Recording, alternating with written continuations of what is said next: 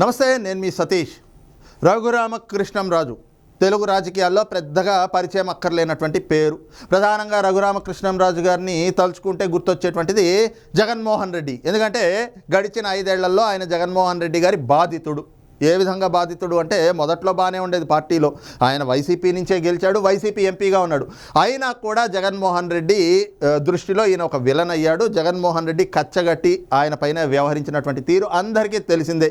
ప్రధానంగా చూస్తే ఏదైతే జగన్మోహన్ రెడ్డి అవలంబిస్తున్నటువంటి ప్రజా వ్యతిరేక విధానాలు, ప్రజాభక్షక పాలన ఏదైతే ఉందో దానిపైన రఘురామకృష్ణంరాజు గారు మొదటి నుంచి కూడా పోరాటం చేస్తూ ఉన్నారు. ఈ క్రమంలోనే జగన్మోహన్ రెడ్డి, ఇదిగో నువ్వు ఈ తప్పులు చేస్తున్నావు, నువ్వు ఇలాంటి తప్పులు చేయకూడదు అని చెప్పి ఆయన ఏవైతే చెప్తా ఉన్నారో అవి నచ్చక జగన్మోహన్ రెడ్డి, ఇదేంటి నా పార్టీలో నా ఎంపీగా ఉంటూ నా చెప్పు కింద తేలులా ఉండాల్సినటువంటి వ్యక్తి నాకే ఎదురు తిరుగుతాడా అని చెప్పి ఆయన బర్త్డే రోజున, అంటే ఆయన పుట్టినరోజు నాడు సిఐడి పోలీసులను పంపించి ఆయన అరెస్ట్ చేయించి తీసుకొచ్చి అర్ధరాత్రి పోలీస్ స్టేషన్లో ఆయన పైన 3rd డిగ్రీ ప్రయోగించారు. ఎక్కడైనా చూసామా దేశ చరిత్రలో? ఒక సిట్టింగ్ ఎంపీని పోలీసులు అరెస్ట్ చేసి ఎవరికి ఇన్ఫర్మేషన్ లేకుండా తీసుకొచ్చి 3rd డిగ్రీ ప్రయోగించారు. అది కూడా సెల్ ఫోన్లో లైవ్ చూపించారు. మరి అది ఎవరికి చూపించారో తెలియదు. ఆ విషయాన్ని రఘురామకృష్ణంరాజు గారు నేరుగా బయట చెప్పినటువంటి పరిస్థితి. అయితే ఆ తర్వాత నుంచి కూడా ఎలాంటి పరిణామాలు చోటు చేసుకున్నాయి? ముఖ్యంగా అక్కడ గుంటూరు ఆసుపత్రిలో దాన్ని ఫ్యాబ్రికేట్ చేసేందుకు అక్కడ డాక్టర్ తోటి తప్పుడు రిపోర్ట్లు ఇప్పించడం, దాన్ని ఆయన కోర్టులో సవాల్ చేసి సుప్రీంకోర్టుకి వెళ్తే అప్పుడు సుప్రీంకోర్టు డైరెక్షన్స్ తోటి ఆయన్ని తెలంగాణ సికింద్రాబాద్లో ఉన్నటువంటి మిలిటరీ హాస్పిటల్, అక్కడ కంటోన్మెంట్ దగ్గరికి, అక్కడికి తీసుకొస్తే అక్కడికి జగన్మోహన్ రెడ్డి ధర్మారెడ్డిని పంపించి అతని ద్వారా తనకున్నటువంటి పరిచయాలతో అక్కడ కూడా ఫ్యాబ్రికేషన్స్ జరిగే విధంగా కుట్రలు చేయడం, ఇవన్నీ చేసి ఏం చేసి సాధించాడు జగన్మోహన్ రెడ్డి? ఆఖరికి ప్రజల దృష్టిలో వాస్తవాలు ఏమిటనేటువంటిది బయటపడ్డాయి. ఈ క్రమంలో అప్పటి నుంచి జగన్మోహన్ రెడ్డి పైన, తనకు జరిగినటువంటి అన్యాయం పైన రఘురామకృష్ణంరాజు గారు తన పోరాటాన్ని అయితే చేస్తున్నటువంటి పరిస్థితి. ఇక ఈ క్రమంలో జగన్మోహన్ రెడ్డి తన పార్టీ నాయకుల ద్వారా తాను కానీ రఘురామకృష్ణంరాజు గారిని టార్గెట్ చేసినట్లుగా ఏ విధంగా ఆయన పైన కుట్రలు చేశారు, ఏ విధంగా ఆయన వేధించారు, ఏ విధంగా ఆయన వెంటాడుతూ ఉన్నారు. ఒకానొక దశలో అయితే గనక నేరుగా ఆయన పైన విజయసాయిరెడ్డి, మిథున్ రెడ్డి ఇలాంటి వాళ్ళందరితోటి కూడా లోక్సభ స్పీకర్కి ఆయన పైన అనర్హత వేటు వేయాలి అంటూ కూడా లేఖలు ఇప్పించారు.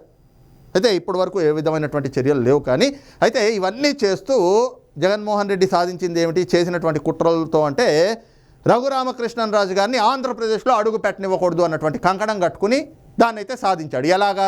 తనకున్నటువంటి అధికారాన్ని ఉపయోగించి, తనకున్నటువంటి అధికార బలంతో రఘురామకృష్ణంరాజు గారు ఆంధ్రప్రదేశ్లో కాలుబెట్టలేక తన సొంత నియోజకవర్గానికి కూడా వెళ్ళనివ్వనటువంటి పరిస్థితుల్ని ఏర్పాటు చేశాడు.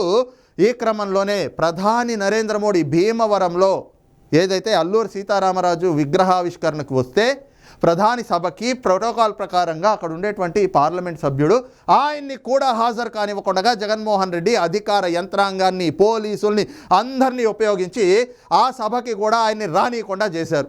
ఈ రకంగా గడిచిన 5 ఏళ్లుగా రఘురామకృష్ణంరాజు అనేటువంటి వ్యక్తిని తన సొంత పార్టీ ఎంపీ అయినప్పటికీ కూడా కక్షతో కుట్రలు పన్ని ఆయన్ని సొంత రాష్ట్రానికి రానియకుండా చేసి కేవలం రఘురామకృష్ణంరాజు గారిని ఢిల్లీకి లేదంటే కనుక హైదరాబాద్కి, ఈ రెండింటికే పరిమితం అయ్యేలాగా ఆంధ్రప్రదేశ్లో అడుగు పెడితే అరెస్ట్ చేసేయండి అని చెప్పి ఆయన పైన అయితే ఏకంగా రాజద్రోహం కేసులు పెట్టారు.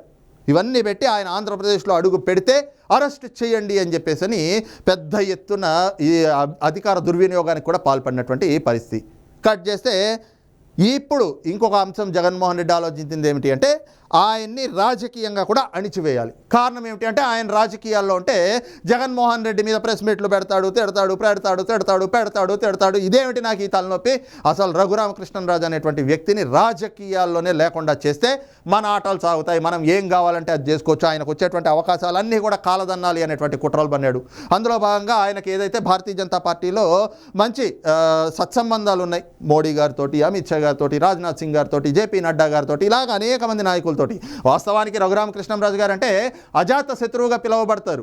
అలాంటిది ఈ రోజున రఘురామకృష్ణంరాజు గారికి ఎక్కడా కూడా రాజకీయ అవకాశాలు రాకూడదు అని చెప్పి, ఎందుకంటే ఫస్ట్ నుంచి ఆయన ఎప్పుడైతే జగన్మోహన్ రెడ్డిని, వైసీపీ పార్టీని వ్యతిరేకించడం మొదలుపెట్టి వాళ్ళకి వ్యతిరేకంగా మాట్లాడుతూ ఉన్నాడో అప్పటి నుంచి అందరికీ కలిగినటువంటి భావన ఏమిటంటే రఘురామకృష్ణంరాజు గారు భారతీయ జనతా పార్టీలో చేరతారు, 2024లో భారతీయ జనతా పార్టీ నుంచి నర్సాపురం ఎంపీగా ఆయన పోటీ చేస్తాడు అని చెప్పేసి అందరూ అనుకున్నారు. కట్ చేస్తే 2024 ఎన్నికలు వచ్చేసరికి సమయానికి ఆ అందరి అంచనాలు కూడా తారుమారయ్యి అక్కడ భారతీయ జనతా పార్టీ ఆల్రెడీ తమ పార్టీలో ఉన్నటువంటి నాయకుడికి ఆ స్థానాన్ని అయితే కనుక ఇచ్చింది. వాస్తవానికి కూటమిలో సీట్ల సర్దుబాటులో భాగంగా ఆ టికెట్ అనేటువంటిది భారతీయ జనతా పార్టీకి కేటాయించాల్సి వచ్చింది.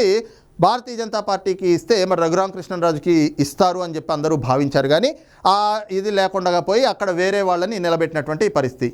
ఈ క్రమంలో మరి మొదటి నుంచి జగన్మోహన్ రెడ్డి బాధితుడుగా ఉన్నారు కదా రఘురామకృష్ణరాజు గారు.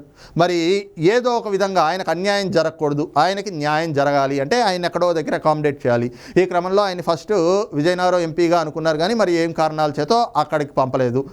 ఇకపోతే ఆయన్ని ఎక్కడ అకామిడేట్ చేయాలి? ఎందుకంటే చంద్రబాబు నాయుడు గారు ఎవరిని కూడా అంత ఈజీగా వదులుకునేటువంటి వ్యక్తి కాదు. మరి మొదటి నుంచి పోరాటం చేసినటువంటి వ్యక్తి, ఆయనకి ఖచ్చితంగా ఎక్కడో దగ్గర అకామిడేట్ చేయడం అనేటువంటిది న్యాయం.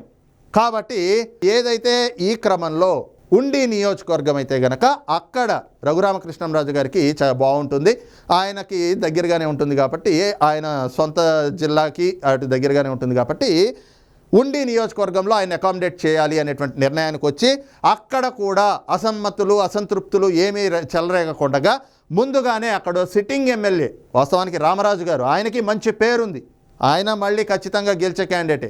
అయితే రఘురామకృష్ణరాజు గారిని అక్కడ అకామిడేట్ చేయాలి అనేటువంటి నిర్ణయానికి వచ్చాక రామరాజు గారితో, అలాగే అక్కడ ఉన్నటువంటి తెలుగుదేశం నాయకత్వంతో, క్యాడర్ తోటి, కార్యకర్తలతోటి అందరితోటి కూడా చంద్రబాబు నాయుడు గారు నేరుగా సమావేశమై చర్చలు జరిపి ముఖాముఖి వాళ్ళందరికీ కూడా సర్ది చెప్పి ఎలాంటి మనస్పర్ధలు లేకుండా, ఎలాంటి అసమ్మతులు ఎలాంటి అసంతృప్తులు చెలరేయకుండా వాటిని చక్కగా సర్ది చెప్పి రఘురామకృష్ణరాజు గారిని ఉండి నియోజకవర్గంలో అకామిడేట్ చేశారు. ప్రస్తుతం ఆయన ఉండి నియోజకవర్గానికి తెలుగుదేశం పార్టీ అభ్యర్థి, అంటే జనసేన భారతీయ జనతా పార్టీ కూటమి బలపరిచినటువంటి ఉండి నియోజకవర్గ అసెంబ్లీ అభ్యర్థి, తెలుగుదేశం పార్టీ అభ్యర్థిగా ఆయనైతే ఎంపిక చేశారు. ఈ రోజున ఆయన నామినేషన్ కూడా దాఖలు చేశారు.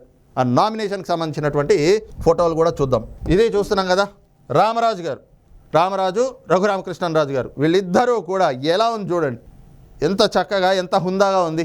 వాస్తవానికి ఇలాంటి సన్నివేశాలు వైసీపీలో ఎక్కడైనా చూసామా?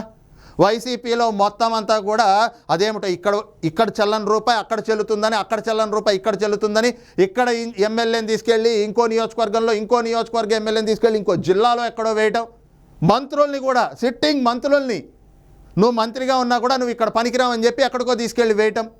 జోగి రమేష్ని చూసాం కదా, పెడన్ నియోజకవర్గం మంత్రిగా ఉన్నాడు, తీసుకెళ్ళి మైలవరం వేశారు. ఇలాగా ఎక్కడెక్కడో షఫిల్ మొత్తం అంతా కూడా ట్రాన్స్ఫర్లు లాగా చేస్తే ఆ పార్టీని వదిలి నాయకులంతా వెళ్ళిపోతున్నటువంటి పరిస్థితి. అసంతృప్తులు ఏ విధంగా ఉన్నాయి, అసమ్మతులు ఏ విధంగా చెలరేగినాయి వైసీపీలో. కానీ కూటమిలో ఎక్కడైనా కూడా అలాంటి పరిస్థితులు చూసామా? ఈ రోజున ఎంత రాయల్టీ కనిపిస్తూ ఉంది వీళ్ళిద్దరిలో.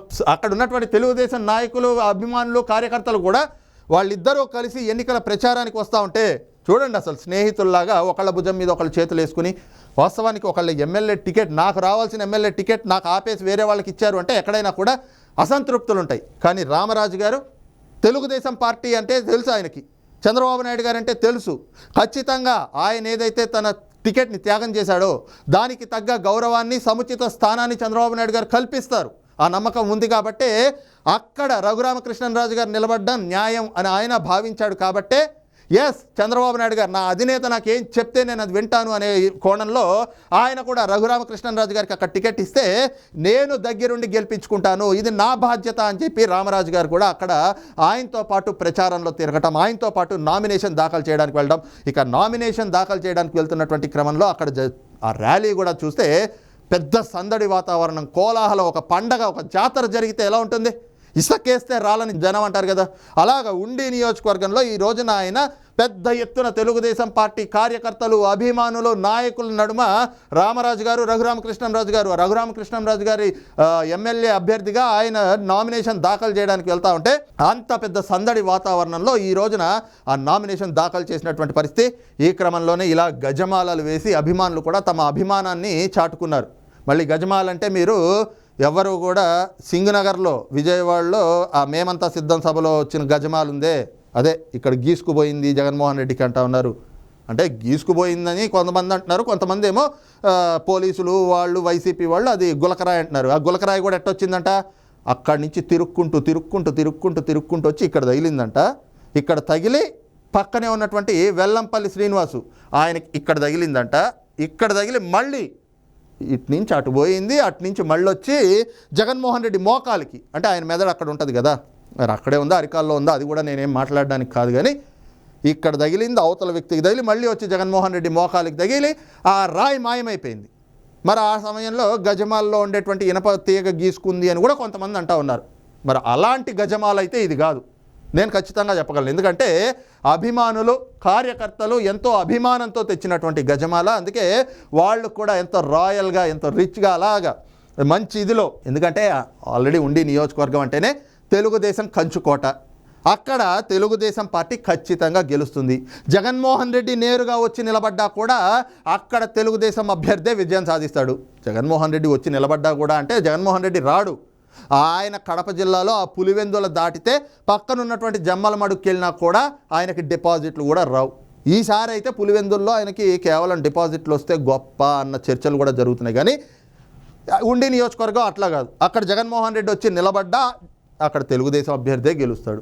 కాబట్టి ఆల్రెడీ వాళ్ళ గెలుపు అయితే ఖాయమైపోయింది. అందులోనూ కూటమి అభ్యర్థులకి ఈ రోజున ప్రజలు అందిస్తున్నటువంటి ఆశీస్సులు కానీ, వాళ్ళు కూటమి అభ్యర్థులు వస్తుంటే పలుకుతున్నటువంటి నీరాజనాలు కానీ, పాడుతున్నటువంటి బ్రహ్మరథం కానీ, ఇవన్నీ చూసిన తర్వాత ఏదైతే ఈ నామినేషన్ ప్రక్రియ ఉందో, నామినేషన్ ప్రక్రియ తర్వాత రేపు మెజారిటీ మీద మాత్రమే దృష్టి పెట్టబోతా ఉన్నారు రఘురామకృష్ణరాజు గారు అనేటువంటిది కూడా స్పష్టమైపోతా ఉంది. ఈ క్రమంలోనే ఇద్దరూ కలిసి ఈ రోజున భారీ ర్యాలీగా వెళ్ళి ఉండిలో ఉన్నటువంటి ఎంఆర్ఓ కార్యాలయంలో ఇదిగోండి జనసేన భారతీయ జనతా పార్టీలు బలపరిచినటువంటి తెలుగుదేశం పార్టీ ఉండి అసెంబ్లీ అభ్యర్థిగా రఘురామకృష్ణంరాజు గారు ఈ రోజున రిటర్నింగ్ అధికారి దగ్గర ఆయన నామినేషన్ని కూడా దాఖలు చేశారు. అయితే ఈ దాఖలు చేసినటువంటి వైనం ఏదైతే ఉందో ఇది జగన్మోహన్ రెడ్డికి ఒక మింగుడు పడనటువంటి అంశం. కారణం ఏమిటి అంటే రఘురామకృష్ణంరాజు అనేటువంటి వ్యక్తిని రాజకీయంగా పూర్తిగా అణిచివేయాలి అని చెప్పి కుట్రలు పనితే ఈ రోజున ఆయన ఎమ్మెల్యేగా కూడా నామినేషన్ అంటే ఎమ్మెల్యే అభ్యర్థిగా నామినేషన్ దాఖలు చేశారు.